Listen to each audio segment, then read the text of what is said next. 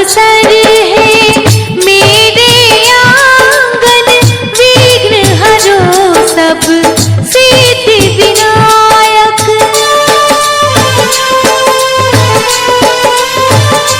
ओ शुभ अवसर है मेरे आंगन, विघ्न हरो सब सिद्धि विनायक। करूं पूजा मैं तो, करूं पूजा मैं तो समारो निकाज। मंगल करो श्री गजानना, मंगल करो श्री गजानना। मेरे घर आयो, मेरे घर आयो शुभ दिन आज।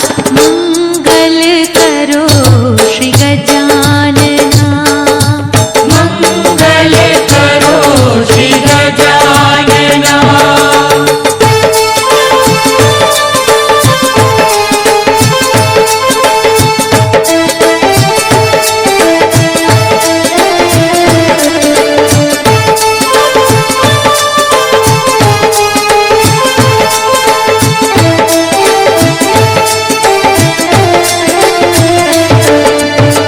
प्रार्थना करते हैं हृदय से तुमको, खुशियाँ ही खुशियाँ देना हमको।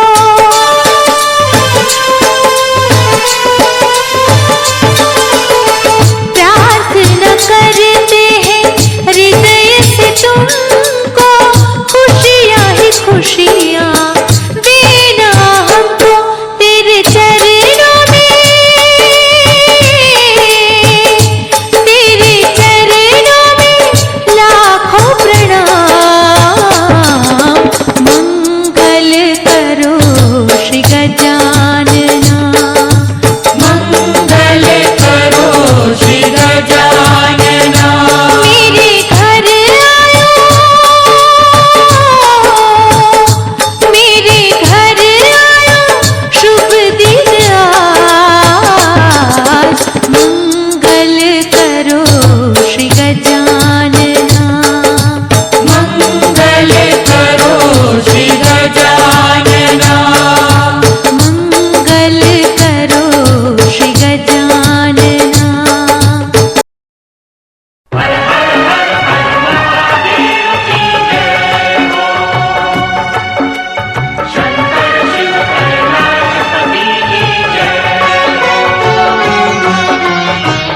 चलो शिव शंकर के मंदिर में भक्तों, चलो शिव शंकर के मंदिर में भक्तों।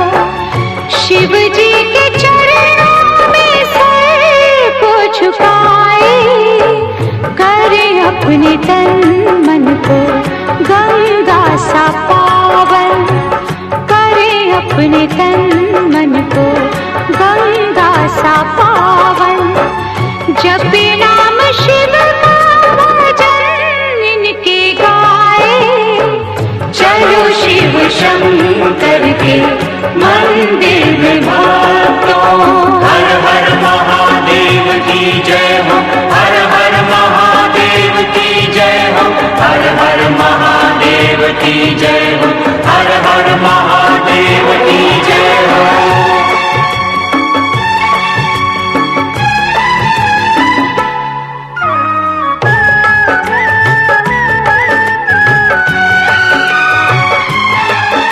ये संसार है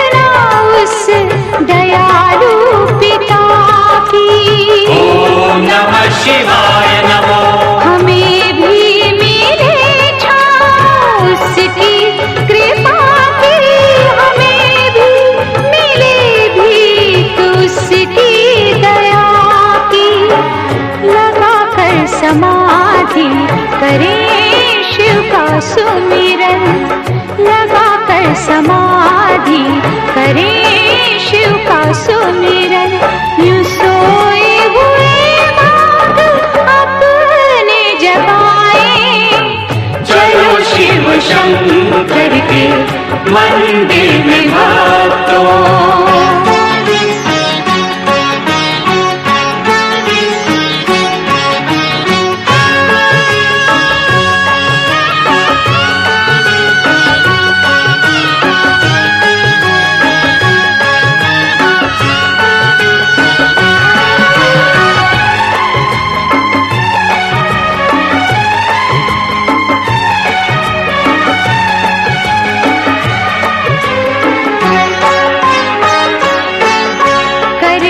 सबका कल्याण कल्याणकारी, भरे सबके भंडार त्रिनेत्रधारी।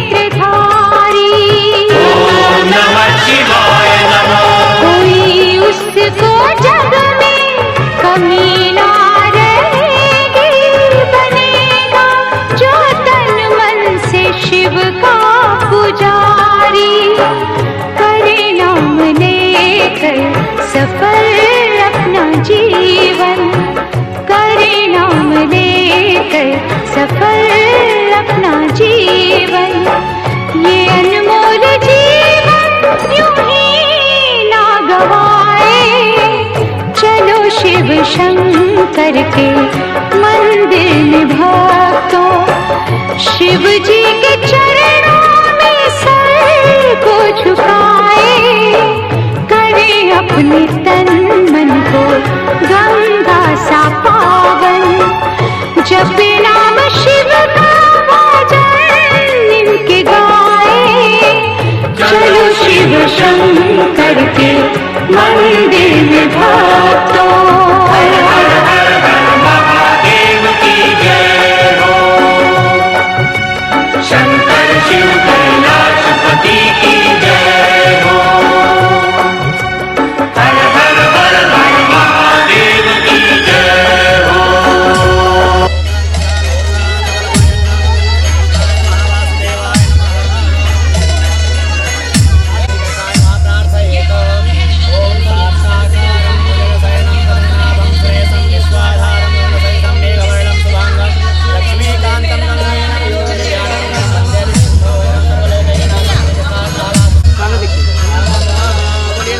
इधर देखिए ना आप लोग, सामने देखिए, सामने।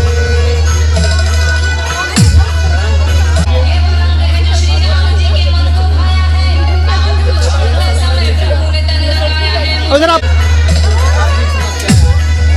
ठंड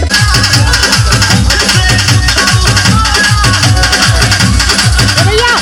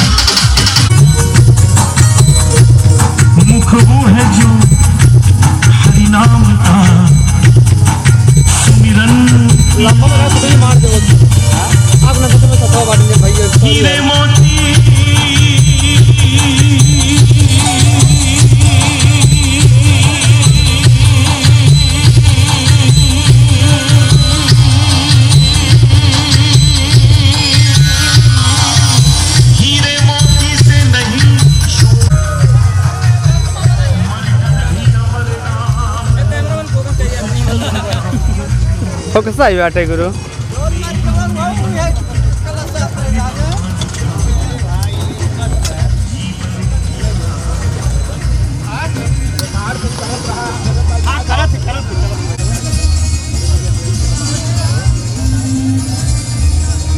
हरि गुण गाने लगी ऐसी लागी मीरा हो गई बदन ऐसी लागी लगन, मीरा हो गई बदन वो तो गली गली हरी गुन गाने लगी, महलों में कली बन के जोगन चली, महलों में कली बन के जोगन।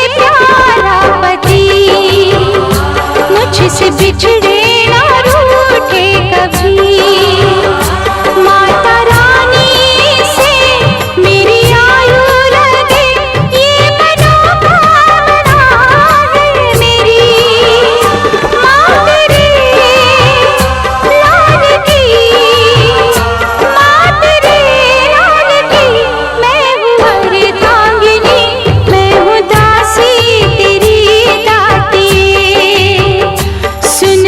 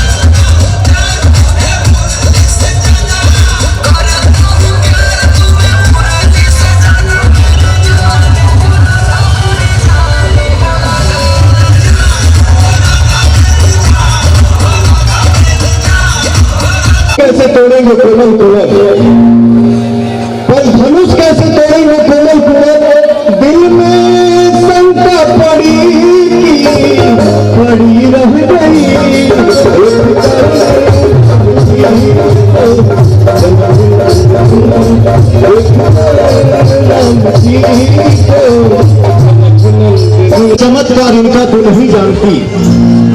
हाँ भैया, एक ही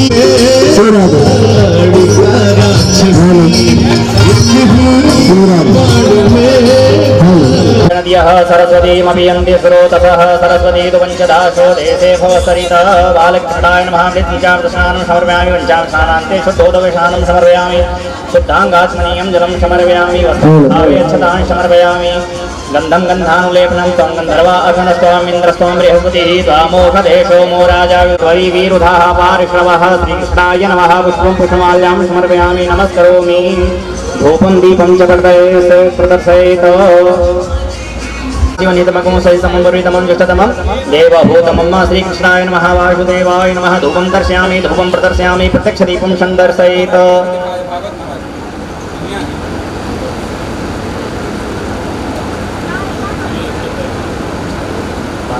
संदर्शयामि हस्तौ प्रक्षालनं नैवेद्यं निवेदयेत नैवेद्य प्रार्थयेत नाभ्यासीदन्तरिक्षगं श्रीश्रोद्यौ भूषमवर्तत पदव्यां भूमिति सहस्रोत्रान् तथा लोकान् कल्पयन् श्रीकृष्णाय नमः बालगोपालाय नमः नैवेद्यं निवेदयामि नैवेद्यं समर्पयामि नैवेद्यान्ते याचनीयं जलं समर्पयामि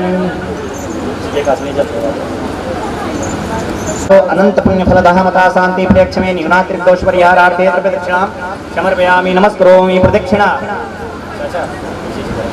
ओम जय तीर्थानि चरन्ति श्रीकाहकानि कंगिणः तेखाकुं सहस्रयोजनेव धनवानि तन्मसि बालगोपालाय नमः कृष्णचन्द्राय नमः प्रदक्षिणा पुरन्तानन्द कोटि नमस्काराणि समर्पयामि हस्ते क्षतपुष्पाणि गृहीत्वा प्रार्थयेत्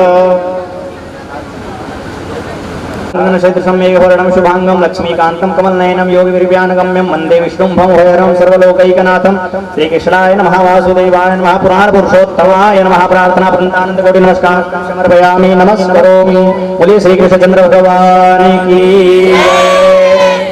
आरातिक्यं कुर्यात् ज्वालामालिनी नमः हरिरत्नेश्वर्यै नमः सर्वं स्वस्ति आत्मसनि प्रजासनि पशुसनि लोकसन्नभयसनि अग्निः प्रजां बहुलां मे करोत्पन्नं पयोरेतो अस्मासु दत्त चन्द्रमा मनसो जातवृक्षोः सूर्यो अजायत श्रोत्राद्वायुष प्राणश्च मुखादग्निरजायत श्रीकृष्णाय नमः बालगोपालाय नमः प्राणपुरुषोत्तमाय नमः आरातिक्यं समर्पयामि जलेन शीतलीकरणं शीतले जगन्माता शीतले तं जगत्पिता शीतले तं जगद्धात्री शीतलायै नमो नमः पुष्पैः देवाभिवन्दनं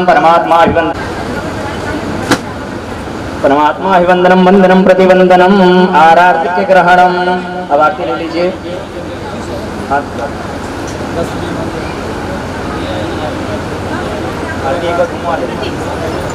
मंडोष्वांजलिं समर्पयामि नमस्करोमि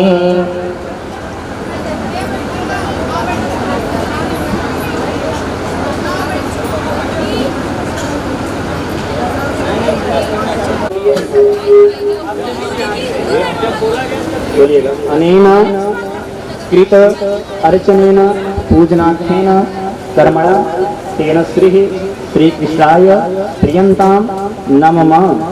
बोलिए श्री कृष्णचंद्र भगवान की श्रीमद्भागवत महायज्ञ की सत्य सनातन वैदिक धर्म महादेव। कलश यात्रा में जितने लोग सम्मिलित हुए हैं अपना अपना कलश ले जाएंगे। यज्ञ मंडप के किनारे किनारे जयंती बोई गई है, जौ छीटा गया है, उस जौ के ऊपर एक एक कलश अपना क्रमशः रख देंगे क्रमबद्ध तरीके से, ताकि सुंदर लगे, दिव्य लगे।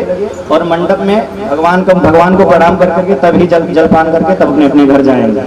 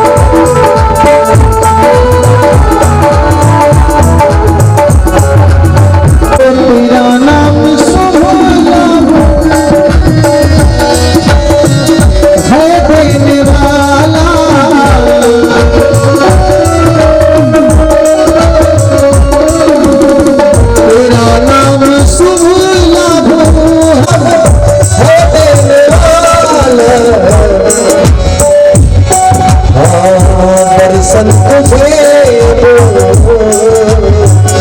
दर्शन तुझे दिखाना पड़ेगा दर्शन तुझे दिखाना पड़ेगा गजानन प्रभु तुमको आना पड़ेगा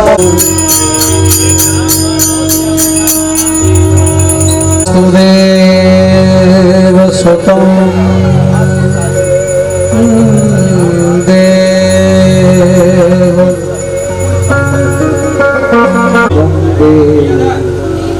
जगत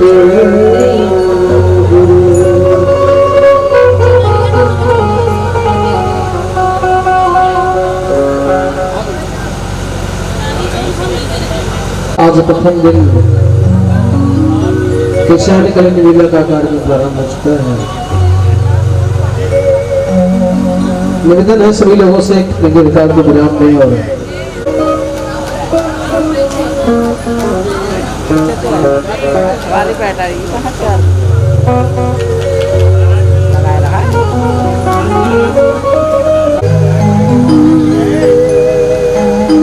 कबीरा मन निर्मल भया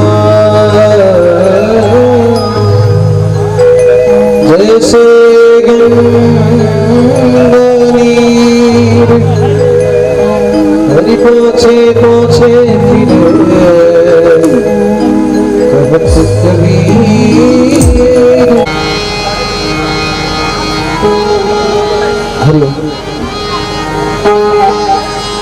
सजा दो घर को गुलशन सा मेरे सरकार आए सजा दो घर को गुलशन सा मेरे सरकार आए।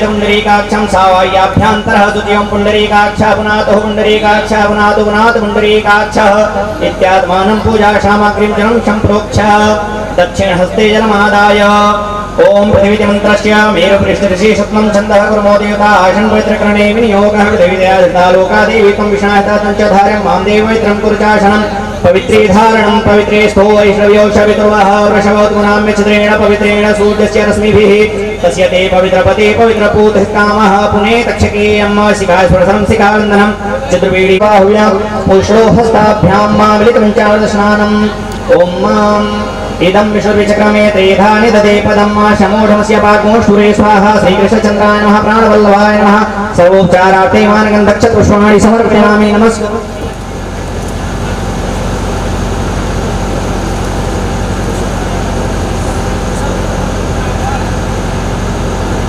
भूर्वतं जोष्मा भूर्वति तन्भूर्वयं वयं भूर्वामः देवानामशिमहितमको सत्रितमं पवितमं जुष्टतमं देवहूतमं श्रीविद्यं निवेदयेत नैवेद्य प्रार्थयेत नैवेद्योपरि किञ्चित् पुष्पाणि आच्छाद्य नाभ्यासीदन्तरिक्षगुंशेषो द्योघोषमवर्तत तथा लोकान् तथा लोकान् अगर्वयन् श्रीकृष्णचन्द्राय नमः प्राणवल्लभाय नमः नैवेद्यं निवेदयामि नैवेद्यं समर्पयामि नैवेद्यान्ते पञ्चात्मनीयं जलं समर्पयामि ॐ प्राणाय स्वाहा प्राणाय स्वाहा व्यानाय स्वाहा उदानाय स्वाहा समानाय स्वाहा ब्रह्मणे नमः मध्ये मध्ये पानीयं स्वाहा पुष्पमात्मनीयं जलं समर्पयामि तद्दक्षिणां ओम हिरण्यगर्भाहुजनेय धनवानि तन्मसि प्रतिष्ठा वृन्दानन्द कोटि नमस्काराणि समर्पयामि हस्ते अक्षरपुष्पाणि धृत्वा प्रार्थयेत शशङ्खचक्रं चक्रीककुण्डलं शपीतवस्त्रं सरसेरुहेक्षणं सहारवक्षस्करकौस्तुभप्रियं नमामि विष्णुं शीर्षां चतुर्भुजं श्रीकृष्णचन्द्राय नमः प्रार्था वृन्दानन्द कोटि नमस्काराणि समर्पयामि नमस्करोमि दक्षिणहस्ते जलमादाय अनेन कृतर्जनेन पूजनाख्येन कर्मणः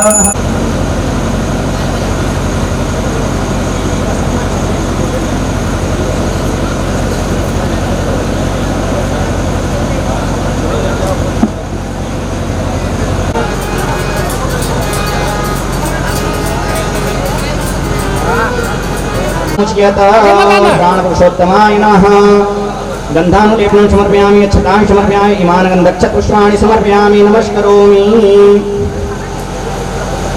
व्यासपीठपूजनम् ओम व्यासाय विष्णुरूपाय व्यासरूपाय विष्णवे नमो वै ब्रह्मणनिधये वसिष्ठाय नमो नमः नमोस्तुते व्यास विशालवत्ते फुल्लारविन्दाय तपत्रनेत्रं गन्धक्षपुष्पाणि समर्पयामि नमस्करोमि गुरुर्ब्रह्मा गुरुर्विष्णु गुरुदेवो महेश्वरः गुरुसाक्षात् ब्रह्म तस्मै श्री गुरुवे नमः श्री गुरुचरणकमलेभ्यो नमः व्यासपुरुषाय नमः नारायणाय नमः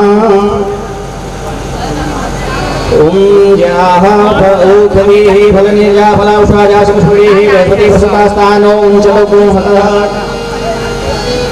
ओम विप्रप्रसादाधरणीधरोऽहं विप्रप्रसादात्कमलावरोऽहं विप्रप्रसादादर्जितार्जितोऽहं विप्रप्रसादात्मरा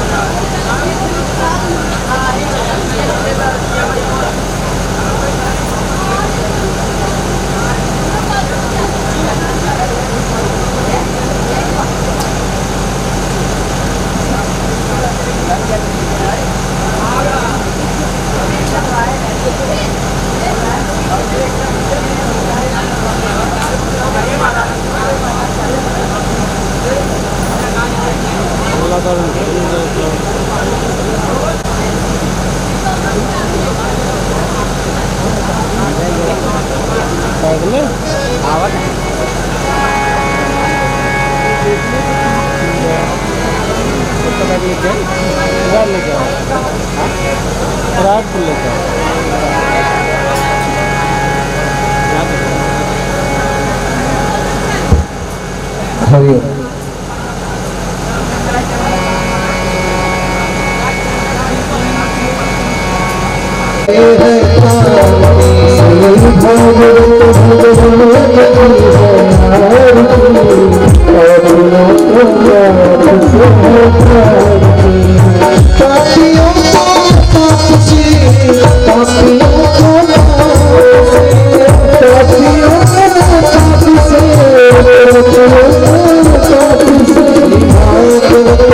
भगवान की है आरती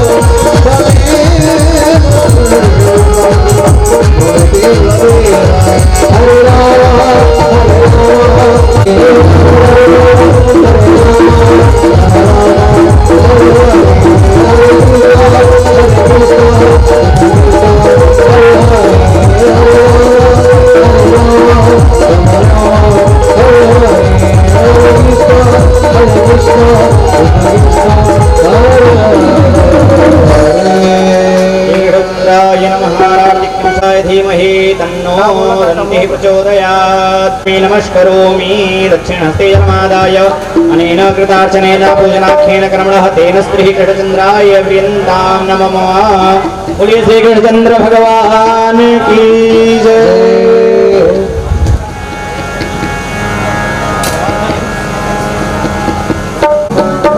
हरि ओम। थोड़ा सा बेस कम करिए, हल्का सा टेबल खोलिए। हरि ओम हरि ओम।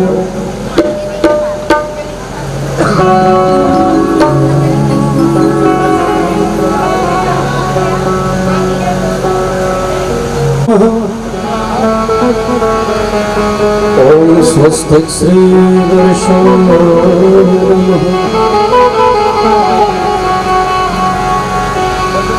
ओम माता पितृचरण कमलेभ्यो नमः। ओम श्री गुरुवे देवेभ्यो नमः।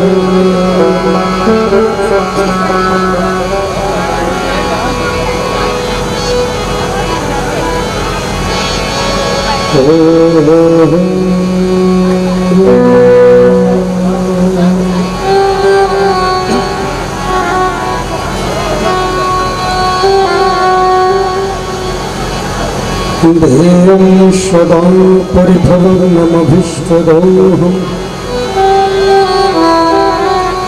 तीर्थास्पदं शिवविनिर्चोतं शरणं वृद्धार्थिहं प्रणतपाय भवाधिपूतम् वन्दे महापुरुषते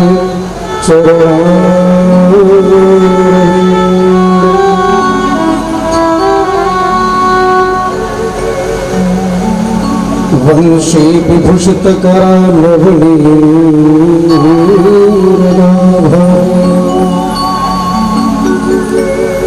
पीताम्बरादरुणबिम्बफलाधरष्ठा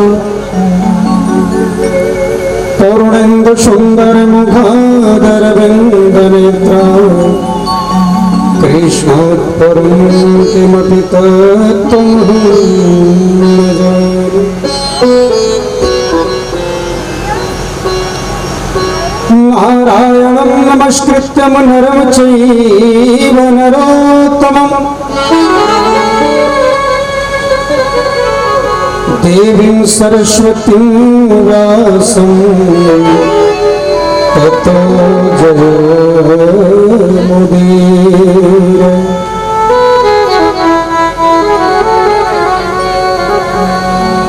अज्ञानतिमिरान्धस्य अज्ञानधस्य ज्ञानाञ्जनशलाकया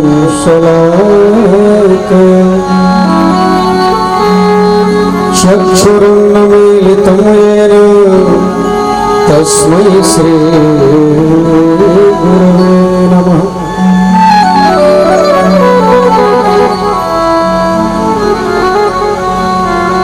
गुरु गोविंद दो खड़े का कोला पाया, बलिहारी गुरु अपनो निज गोविंद दिहो बताया।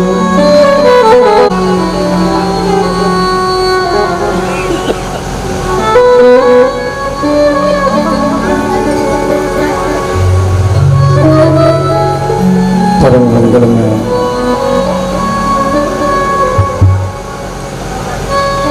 परम कल्याणकारी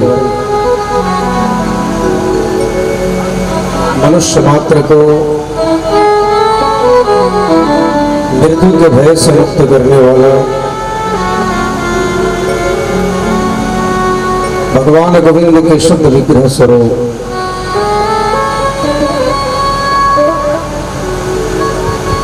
श्रीमद् भागवत महापुराण कथा निमित्त यहाँ पर उपस्थित हमारे सभी देवतुल्य विद्वत जन, गार्जियन, भक्तवृंद, देवी स्वरूपा, शक्ति स्वरूपा हमारी माताएं बहनें, मंचासीन इस ज्ञान यज्ञ के हमारे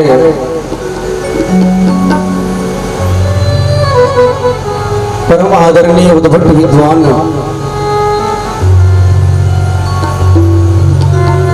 सच्चिदानंद जी, आचार्य अमरदीप जी, आचार्य दीपक जी, सभी समस्त शर्मा परिवार, समस्त ग्रामवासी, क्षेत्रवासी, नगरवासी,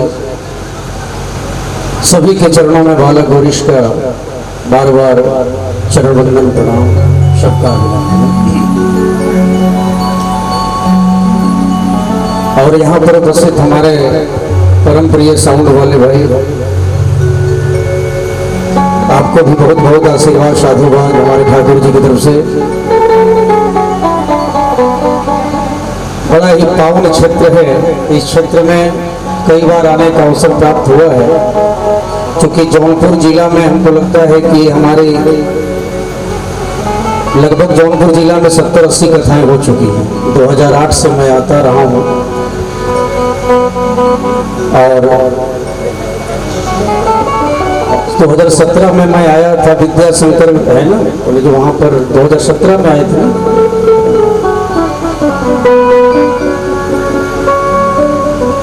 तो बड़ा ही अच्छा अनुभव रहता है, इस क्षेत्र से बड़ा ही अनुपम प्रेम प्राप्त होता है और एक अद्भुत जो है हृदय में वात्सल, हमने कहा 5 तो होंगे। भगवान श्री कृष्ण ने कहा था कि हमें 5 पांडव स्वीकार हैं, 100 कौरव तो इस धरती के बाहर हैं। अगर सुनने वाले तो एक परीक्षित हो तो सुनाने वाले को आनंद आता है, और भीड़ हजारों की हो और कोई सुनने वाला ना हो तो सुनाने वाले को भी आनंद नहीं आता। परीक्षित महाराज बड़ी ध्यान से बैठकर कथा श्रवण कर रहे हैं, महाराज एक ही थे,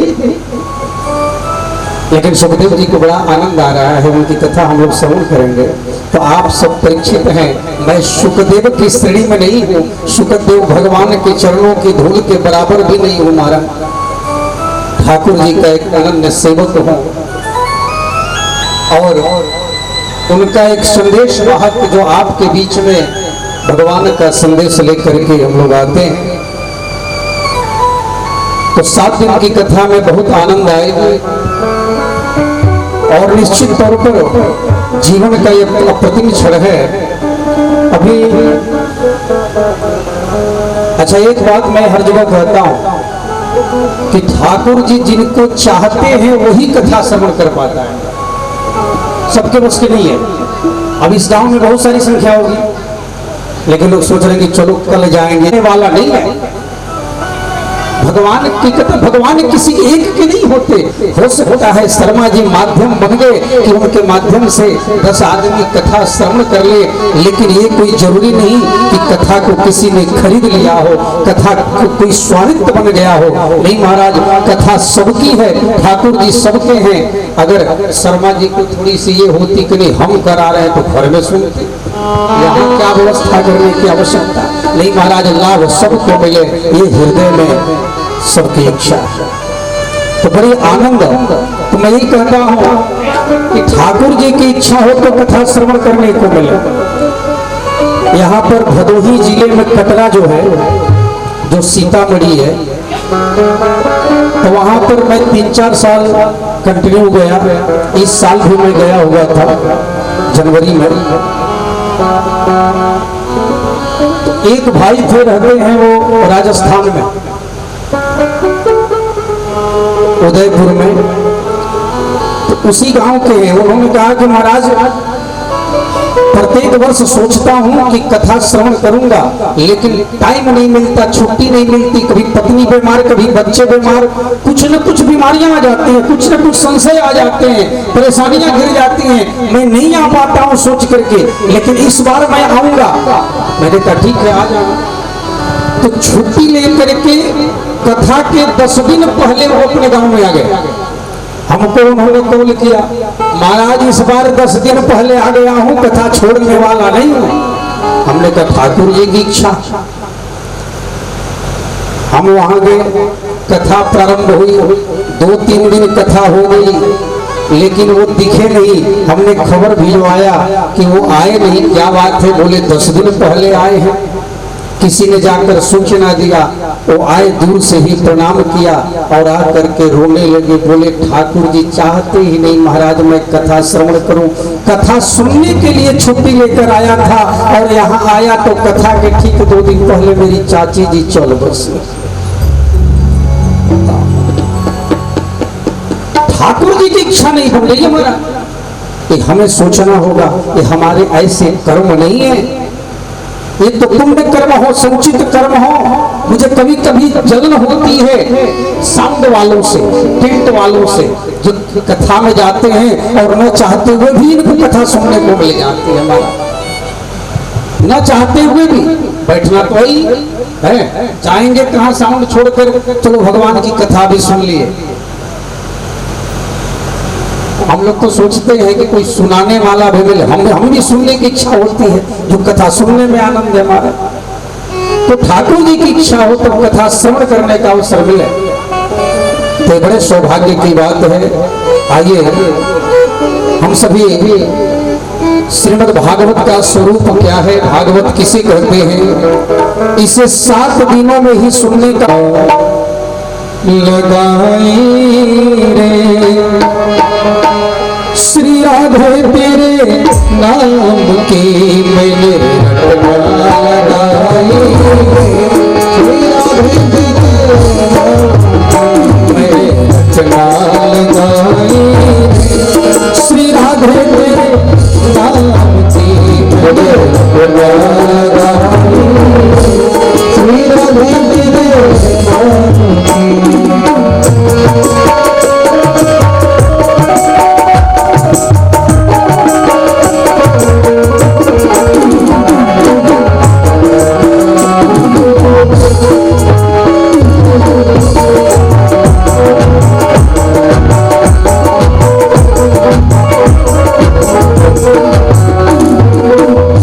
सब लोग मिलकर के दोहराएंगे।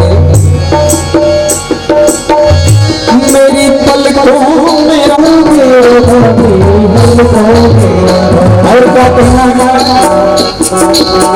देखिए यहाँ स्त्री को स्वरूप का वर्णन है। अब आप कहेंगे मैं क्यों गाऊं, ये तो स्त्रियों की बात है। अच्छा एक बात बता दो, संसार में जितने भी लोग हैं कोई पुरुष नहीं है, हम सब स्त्री हैं। हमारा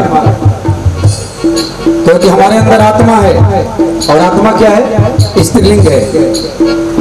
पुल्लिंग तो एकमात्र कौन है? परमात्मा है। पुरुष तो एकमात्र परमात्मा ही है, सब स्त्री है हमारा। आत्मा स्त्रीलिंग है, पुल्लिंग परमात्मा है। इसलिए कहने लग कर क्या, मेरी पलकों में राधा, मेरी पलकों में राधा, मेरी पलकों में राधा, मेरी पलकों में राधा, मेरी पलकों में राधा, मेरी पलकों में राधा, मेरी पलकों में राधा, मेरी पलकों में राधा, मांगो भराई रे, मांगो भराई रे, श्री राधे तेरे नाम की श्री राधे तेरे नाम की राधे।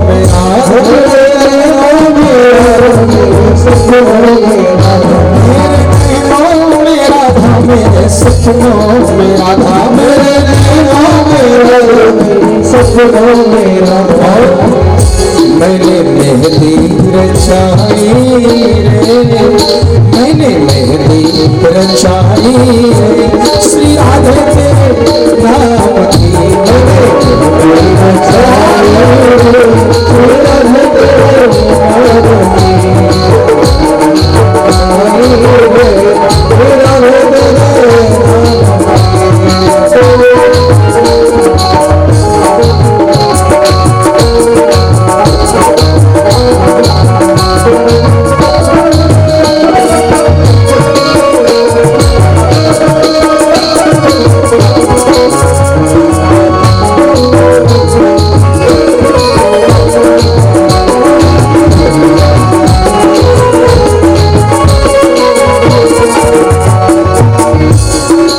संग में राधा,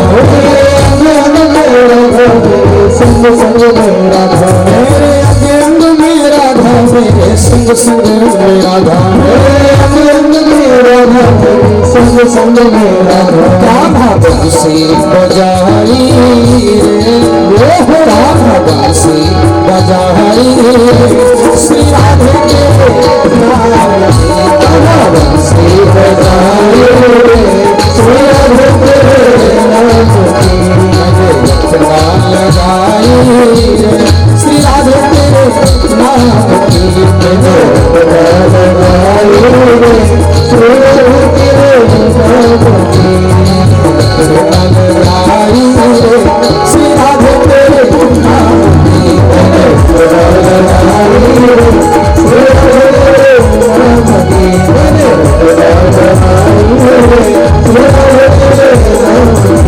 रचना लगाई रे, श्री राधे तेरे नाम की, श्री राधे तेरे नाम की, श्री राधे तेरे नाम की, श्री राधे तेरे नाम की।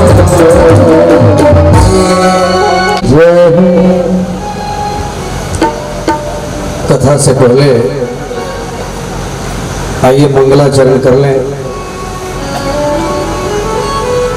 कोई भी कार्य शुभ कार्य करने से पहले भगवान का मंगलाचरण करना चाहिए,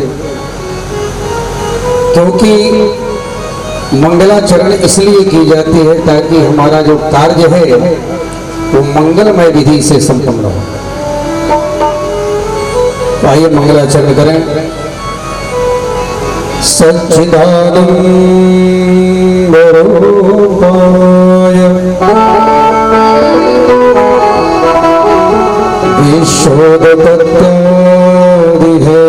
विश्वोदपत्यादिहेतवे तापत्रय विनाशाय श्री कृष्णाय वयं नमः। सच्चिदानंद रूपाय सत्यचित आनंद, थोड़ा सा अर्थ समझ लें। सत्यचित सच्चिदानंद कौन है हमारा?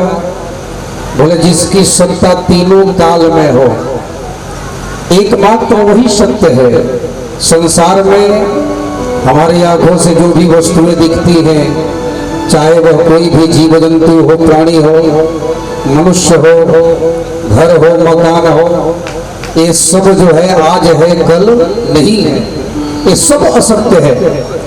संसार में कुछ सत्य है तो एकमात्र सच्चिदानंद भगवान है। सत्य माने जिसकी सत्ता तीनों काल में हो, मतलब परमात्मा की सत्ता शाश्वत है हमारे, बाकी सब अशाश्वत है, सब झूठे हैं। सारे विश्व की उत्पत्ति उनसे हुई, विश्वोत्पत्त्यादि है तबे। क्या करते हैं महाराज? बोले समस्त विश्व की उत्पत्ति वही तो रही है। विश्व की लय और हित जिनके कारण, जिनके संकल्प मात्र में छिपा हो, जो मुस्कुराता है तो सृष्टि का पालन होता है, और जो भ्रिकुटी मात्र टेढ़ा कर ले तो सृष्टि में प्रलय आया। विश्वोत्पत्त्यादि है तबे। और क्या करता है महाराज? बोले तापत्रय विनाशाय, हमारे तापों का नाश करने वाला है, हमारे कष्टों का विनाश। अच्छा कुछ लोग कहते भगवान ने हमें कष्ट दे दिया। अच्छा आदमी भी बड़ा चला, किसी से आप पूछिए लेता कुछ नहीं, अपने से कुछ नहीं लेना चाहता, अपने कर्मों का कभी दोष नहीं देता, इंसान बड़ा चला। किसी से पूछ लीजिए भैया बताओ ये खेत किसने खरीदा, सीना तान के कहेगा मैंने खरीदा। ये मकान किसने बनाया? बोला मैंने बनाया। ये गाड़ी किसने खरीदी? बोले हमने खरीदा। बच्चे को इंजीनियर किसने बनाया? बोला हमने बनाया। सारा कार्य हमने किया, और थोड़ा सा गाड़ी एक्सीडेंट हो गया, बोले भैया कैसे हुआ? बोले भगवान ने करा दिया। हद हो गई भैया, मतलब सब तुम अच्छे काम करने का ठेका तुम्हारा, बुरा काम करने का ठेका भगवान ने। बड़ा आदमी चला। महाराज हमारे कर्मों का दोष है, भगवान कभी किसी का बुरा नहीं करता, क्योंकि यहाँ मंगलाचरण में ही संपन्न हो गया क्या कि तापत्रय विनाशाय, कि भगवान हमारे तापों को हरने वाला है, कष्टों को हरने वाला है। भगवान कभी किसी को कष्ट नहीं देता, ये हमारे कर्मों का फल है महाराज, कर्मों का दोष है जो हमें जो भी कष्ट मिलते हैं, जैसा आदमी कर्म करता है वैसा फल मिलता है। भगवान कभी, ये तो हमारी सोच है कि हम भगवान को जा करके तुरंत दोषारोपण प्रारंभ कर देते। नहीं, हम मंदिर में जाते हैं, भगवान घुटने का रोग हमें मिले थे, हमें को दे दिया, पड़ोसी ठीक है उसको थोड़ा दे। सारा चीज भगवान से सीखा है। भगवान किसी को कष्ट नहीं देता, भगवान किसी को दुख नहीं देता। अच्छा हमें कहीं ना कहीं भरोसा है भगवान पर कि नहीं, भगवान हमारा भला करता है, तभी हम कथा में बैठे हैं महाराज, तभी हम मंदिर में जाते हैं। कहीं ना कहीं हमारे हृदय में एक विश्वास है, एक भरोसा है, और इस भरोसे के बल पर यहाँ जो भी बैठे हैं मन में विश्वास है।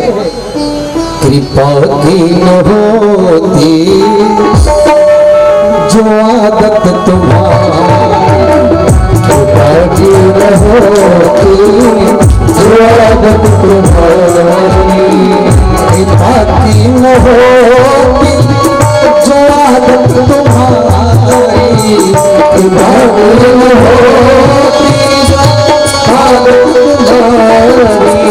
यदि कृपा की आदत नहीं होती तो सोनी ही रहती अदालत तुम्हारी, सोनी ही रहती अदालत तुम्हारी। लोग कहते हैं कि भगवान केवल अमीरों को मिलते हैं, गरीबों को नहीं मिलते भगवान। यदि गरीबों को नहीं मिलते, केवल पदार्थ चढ़ाने से भगवान प्रसन्न होते हैं, गरीबों को नहीं मिलते, तो फिर सबरी को कैसे मिलते? महाराज विष्णु जी को कैसे मिलते? जो दीनों के दिल में जगह को न पाते, जो दीनों के दिल में जगह को न पाते, सब मिलकर मिलेंगे है प्रभु।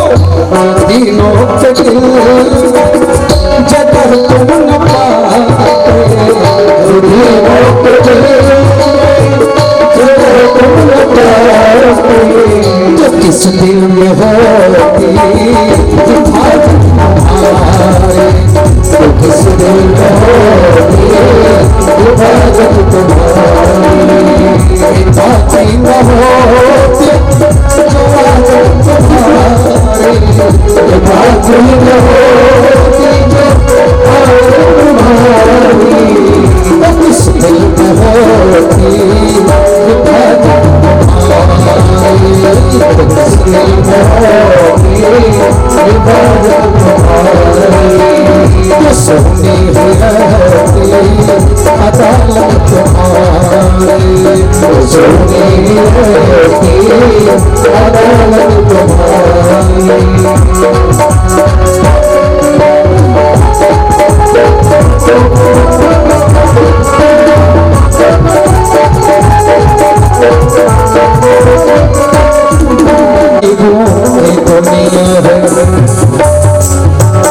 गरीबों की दुनिया आबाद तुमसे, गरीबों की दुनिया है आबाद तुमसे,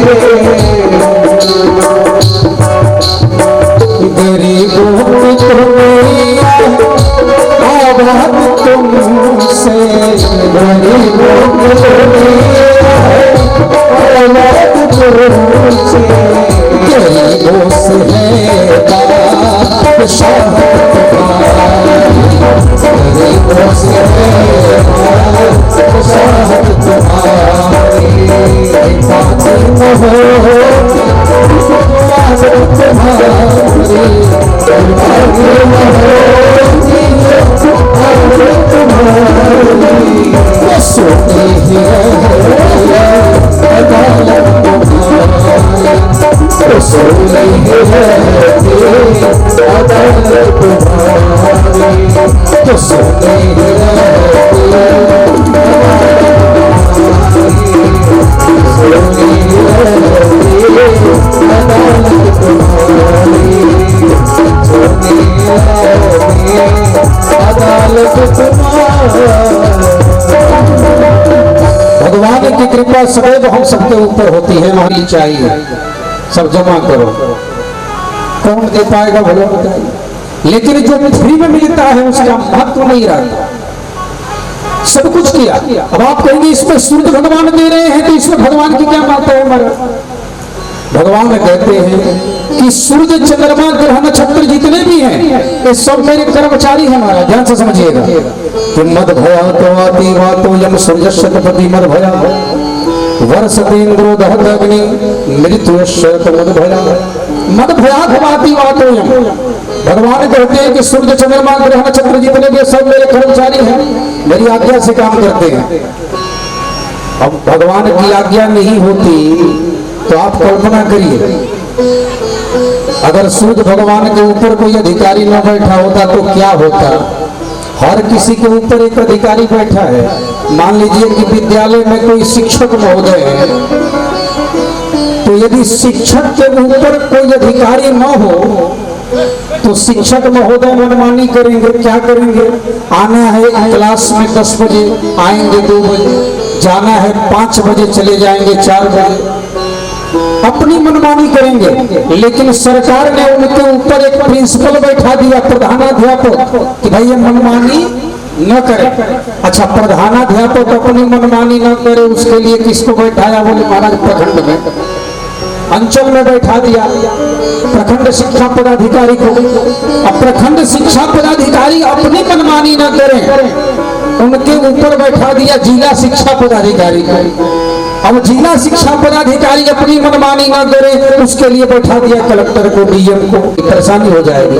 अब बच्चा जब जवान हो गया तो फिर दूध के दांत भगवान ने हटा दिया, ओरिजिनल वाला दांत दे दिया कि चल कुछ भी खा, अब चलेगा, अब कोई परेशानी नहीं है। और फिर बुढ़ापा आ गई, फिर भगवान ने दांतों को कमजोर करना शुरू कर दिया। क्यों? क्योंकि फिर से लीवर कमजोर है, कुछ ऐसा वैसा न खा ले फिर दिक्कत हो जाए। तो ये भगवान की व्यवस्था है जो जन्म से लेकर के मृत्यु पर्यंत तक चलती है। महाराज कितना सोच रखा उन्होंने हमारे लिए।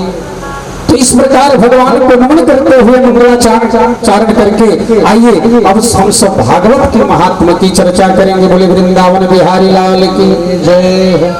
नैमिषारण्य तीर्थ में शौनक आदि ऋषियों ने ब्रह्मा जी की आज्ञा से उनके मन में इच्छा प्रकट हो गई कि हम सब भगवान का सत्संग करें। कहाँ करें? तो ब्रह्मा जी ने चक्र छोड़ दिया, बोले इसकी नैमी जहां रुकेगी वहीं पर बैठकर भगवान की कथा श्रवण करना, सत्संग करना। और चक्र छोड़ा तो नैमी जाकर के जिस स्थान पर रुकी उस स्थान का नाम पड़ गया नैमिषारण्य। कहते हैं कि कलयुग में सारे तीर्थ नैमिषारण्य में निवास करते हैं हमारा, और उसका नाम चक्र तीर्थ भी पड़ गया क्योंकि चक्र के द्वारा नैमी बनी थी। उस स्थान पर 88,000 शौनक आदि ऋषि बैठ गए। व्यासपीठ जैसे आप लोगों ने बनाया है वैसे ही बन गया महाराज, लेकिन व्यासपीठ पर बैठे नीचे तो बैठ गए 88,000 शौनक आदि ऋषि, और व्यासपीठ पर भला कौन बैठे? अब देख रहे हैं रास्ता कौन आए, तभी उधर से सूत जी आते हुए दिखाई पड़े। व्यास जी के परम शिष्य हैं जिनका नाम है सूत जी महाराज। और सूत जी जैसे ही पहुंचे शौनक आदि ऋषियों ने प्रणाम किया और सूत जी से आग्रह किया, निवेदन किया कि हे सूत जी महाराज, अज्ञान ध्वंत विध्वंस कोटि सूरज समप्रभ सूताख्याहि कथा सारम मम करुण सायम। शौनक आदि ऋषियों ने कहा कि सूत जी महाराज, आपका ज्ञान करोड़ों सूरजों के समान है, आप इस व्यासपीठ पर बैठ करके हम सबको कथा श्रवण कराइए। सूत जी ने हाथ जोड़कर निवेदन किया, महाराज मैं व्यासपीठ पर भला बैठने लायक हूं क्या? सूत जी कहते हैं कि मैं आप सबके सामने बालक हूं। बोले कैसे? तो सूत जी ने कहा कि आप 88,000 जो ऋषि सामने बैठे हैं, आप में से किसी की उम्र 1.25 लाख वर्ष है, किसी की 1 लाख वर्ष है, किसी की 60,000 वर्ष है, किसी की 10,000 वर्ष है, और मेरी उम्र तो मात्र 100 वर्ष की है। इसलिए आप सबके सामने मैं बिल्कुल बच्चा हूं। और एक बात और महाराज, सूत जी ने कहा, ना ही मैं आपसे धनवान हूं, ना आपसे बल में बड़ा हूं, ना आपसे आयु में बड़ा हूं, और सबसे बड़ी बात मैं ब्राह्मण भी नहीं हूं, सूत हूं। तो आप बताइए कि क्या मैं इस व्यासपीठ पर बैठने के काबिल हूं? शौनक आदि ऋषियों ने बड़ा सुंदर उत्तर दिया महाराज कि धन वृद्ध बल वृद्ध आयुर्वृद्धास्तथैव च ते सर्वेऽपि गान वृद्धाश्च किंकर शिष्य किंकर। देखिए कितना सुंदर उत्तर दे रहे हैं शौनक आदि ऋषि। शौनक आदि ऋषियों ने कहा कि महाराज सुनो, हे सूत जी, कोई धन में बड़ा हो सकता है, धन वृद्धा बल वृद्धा आयुर्वृद्धास्तथैव च, कोई धन में बड़ा हो सकता है, कोई बल में बड़ा हो सकता है, कोई आयु में बड़ा हो सकता है, लेकिन सबसे बड़ा वही है संसार में महाराज, किंकरा शिष्य किंकरा। सबसे बड़ा संसार में कौन है? जिस पर उसके गुरु की कृपा है वही संसार में सबसे बड़ा है। और आप व्यास जी के परम शिष्य हैं, इसलिए आप हम सबसे बड़े हैं। अच्छा, गुरु का नाम क्यों लिया गया महाराज? बोले गुरु की कृपा क्या होती है? अच्छा, सबके जीवन में गुरु होते हैं, अब बिना गुरु के जीवन अंधेरा व्याप्त। गुरु होने चाहिए, सदगुरु जीवन में होना आवश्यक है। किसी को गुरु बनाओ जो मार्गदर्शन करे, गुरु का होना जीवन में परम आवश्यक है। गुरु क्या करता है महाराज? गुरु की महिमा बस एक श्लोक में सुनाता हूं। चिंतामणिर्लोक सुखम दुर्लभम, बोले चिंतामणिर्लोक सुखम सुरभ्रहु स्वर्ग संपदम। यदि किसी को चिंतामणि मिल जाए, अच्छा चिंतामणि का मतलब क्या होता है जानते हैं? चिंतामणि, चिंतामणि का मतलब कि जिसको पा करके समस्त चिंताओं से मुक्ति मिल जाए। कल्प वृक्ष का नाम आपने सुना होगा। कल्प वृक्ष के नीचे कोई बैठ करके जो भी मन में कामना करता था वो प्रकट हो जाता। कामधेनु का नाम सुना होगा। कामधेनु को पा करके मन में जो कोई कामना करता था उसको प्राप्त हो जाता था महाराज। उसी प्रकार से चिंतामणि किसी को मिल जाती थी तो फिर जीवन में कोई चिंता ही नहीं होती थी, जो भी मन में कामना करिए हाजिर। लेकिन संत क्या कहते हैं कि चिंतामणि लोक सुखम स्वर्ग और नारायण का दर्शन कौन करा सकता है? बोले परक्षति गुरु प्रीतो वैकुंठम योगी दुर्लभम। परक्षति गुरु प्रीतो वैकुंठम योगी दुर्लभम। यदि गुरु की कृपा हो जाए महाराज तो 7 जन्म की आवश्यकता नहीं है।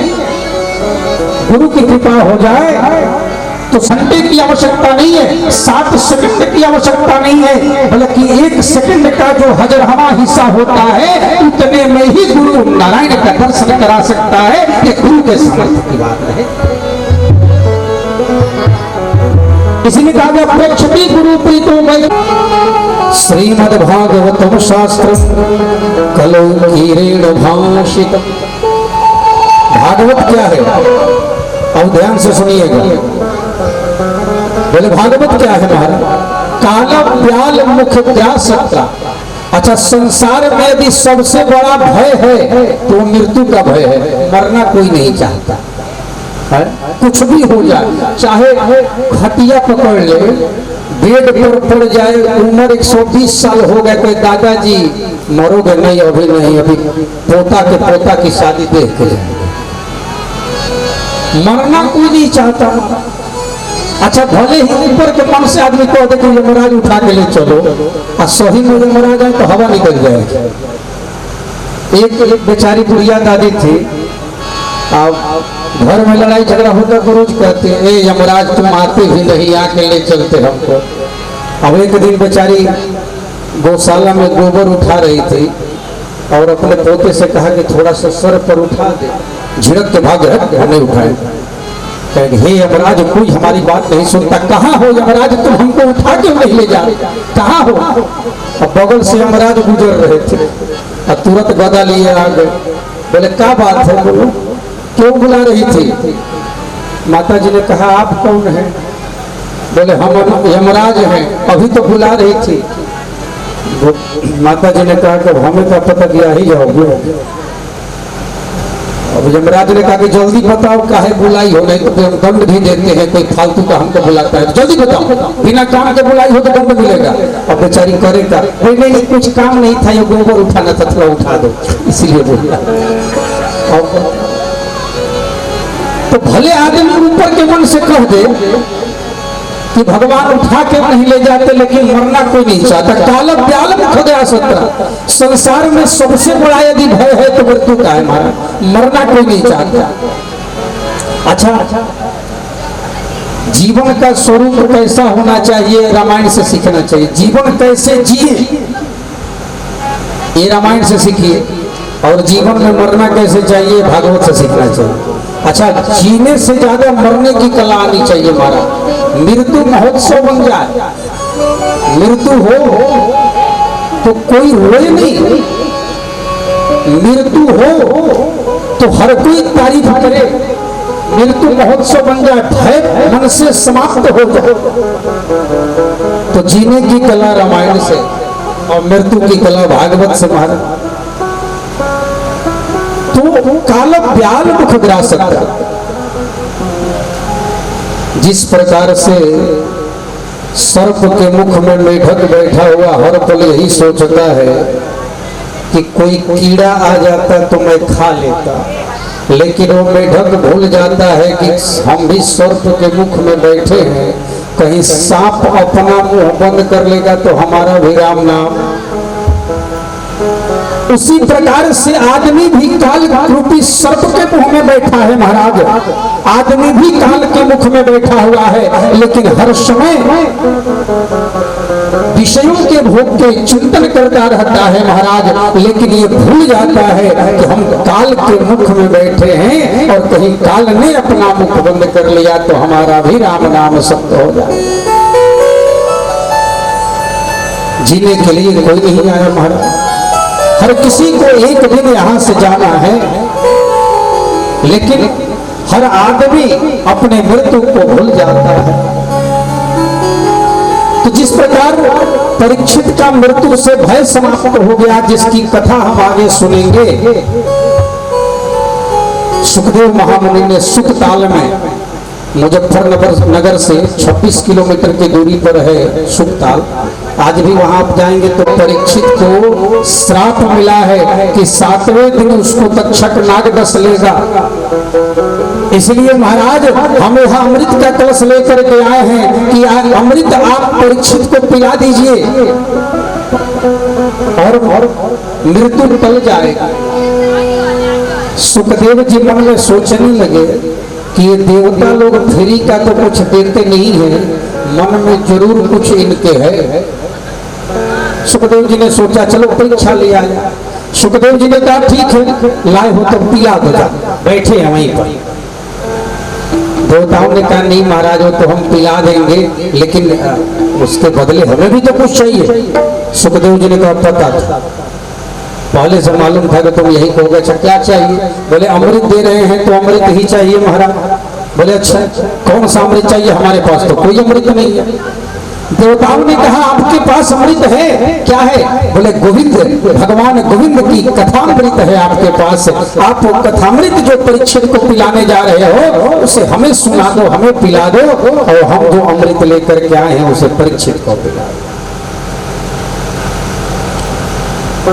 सुखदेव जी ने कहा तुमने एक बात कही कि जो चीज आदमी दे उसके बदले में वही चीज मिलना चाहिए। अमृत के बदले अमृत है तो बात तुमने ठीक कहा, लेकिन तुम जो अमृत दे रहे हो उसके बदले तो तुम्हारे जैसा ही अमृत मिलना चाहिए, और तुम उस अमृत की तुलना हमारे गोविंद की कथामृत से कर रहे हो।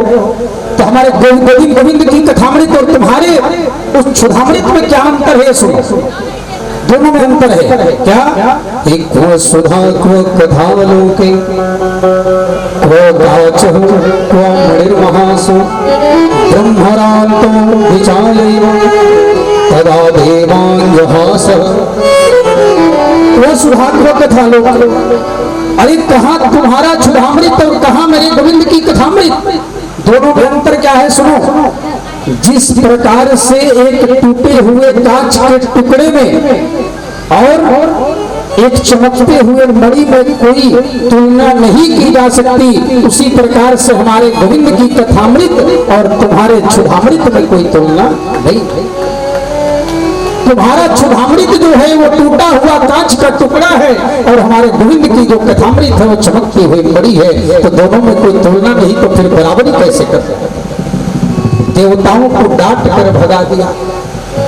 क्यों डांट के भगाया? हमारा सुखदेव जी ने कहा कि तुम श्रोता बन के नहीं आए हो, सौदागर बन करके आए हो, और भगवान की कथा सौदागर बन करके नहीं सुनी जा सकती। महाराज सुखदेव जी ने कहा तुम कथा सुनने आए थे तो परीक्षित के साथ ही बैठ के सुन लेते, हम थोड़े ना तुमसे कह रहे थे कि तुम्हारा एड्रेस क्या है, कहाँ से आए हो, हम पूछने थोड़े ना जा रहे थे।